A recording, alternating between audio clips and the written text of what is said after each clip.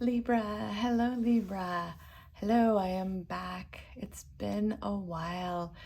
I stopped doing videos for a little while I worked on a beginning tarot class that is now up and running on my website.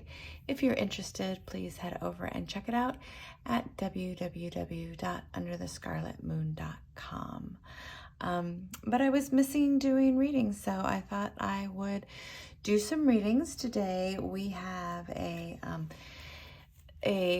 exact conjunction between Mars and Venus, and they will be traveling together for an extended period of time for them, from until about the middle of March at less than 1 degree conjunction, and then still in close proximity for a lot of weeks after that. So we're looking at about a 2-month reading for this Mars-Venus conjunction, and I decided to focus on doing some relationship readings or love readings in honor of this conjunction. I am pulling from the Night Sun Tarot and the Sacred Destiny Oracle cards. And let's see what we've got for Libra for this Mars-Venus conjunction. We've got the World, the Queen of Cups, Death, come up several times in the readings, and bottom of the deck, the Ace of Wands for the Oracle card, advice card for Libra. And what do we got for the advice card for Libra? Patience, that's a beautiful card. And New Beginnings. This one's coming up a lot too. We got New Beginnings and Ace of Wands. So yeah, New Beginnings. Okay. Yeah, interesting. Okay, Libra. So many cards here about New Beginnings. The actual New Beginnings card, the Ace of Wands, this Pregnant Death card. The Queen of Cups, who looks pregnant here, maybe, I'm not sure. Yeah, and then the World. Again, you know, the World beginning a new cycle. So, but are some things in here. You know, we've got the Patience card. 2 is the advice card. So let's just start down here at the bottom with this Pregnant Death card. Because of the other cards that I just mentioned, there is, you know, death is about transition from one state of being to another. And I just love that in this deck, she's pregnant, that, you know, this transition from being in the womb to being out in the world in your own body. And talk about a new beginning. What more new beginning do you get than birth? So yeah, and it's a death of a sort. It's a death to another way of being.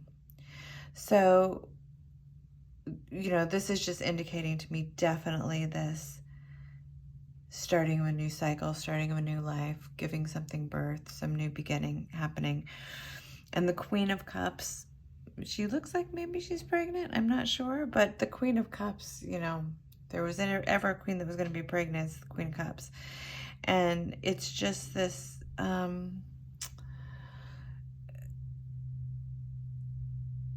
this love and nurturing in order to grow, in order to create a nurturing environment that I think the Queen of Cups is bringing in here. This, you know, we've got death over here, pregnant.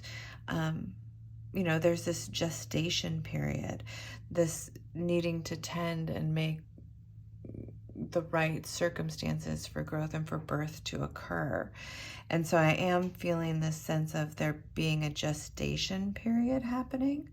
And then the World card over here, like I said, is definitely a card of beginning new cycles or ending old cycles and a new cycle beginning. That's one of the main things of this card that I always think of. But this one is very much calls to mind the aspect of the world that is, I don't know, is that the dancing Shiva? I don't know how to identify the gods and goddesses, but necessarily, but maybe, but it's reminding me of this, the dancing Shiva, which it represents the world, you know, the limits of the world, the known world, the known universe, all that exists, and you know, the limits of that. That's there's a containment to that. When you say all that exists, it's all that exists. There's a containment to that, and that's what the world often represents to me. And so there is this limiting thing about the world, you know, it is subject to time and space and those sorts of things. So even though there's this promise of new birth in both of these pregnant characters, in the other two cards, there's the fact that you have to gestate before giving birth. There's certain limits, certain developments that need to happen. So, you know, which leads us right up into this patience card, that there's a need to be patient while things develop. But there is such this, like, almost on the horizon, like newness that hasn't quite come in yet, with new beginnings, obviously, is the bottom of the oracle card. And then the Ace of Wands, brand new beginning, brand new flash coming in, like a new life, like really getting this new life, this whole new cycle coming in. Almost every card here is speaking to that, except for this patience card and a little bit of the world card. But and well, these other three that are pregnant, there's this need, there's this patience that needs to be cultivated. But there's something new coming in, clearly. So, you know, with this Mars-Venus transit, I think a lot of what you might be working with, Libra, is this idea of maybe divine timing, the need to let things develop and grow and change with regards to, you know, develop before they can truly be born into something, with regards to relationships and love. So there you have it, Libra. There is your reading for this Mars-Venus transit. I hope that you find it useful, and I hope to see you back next time.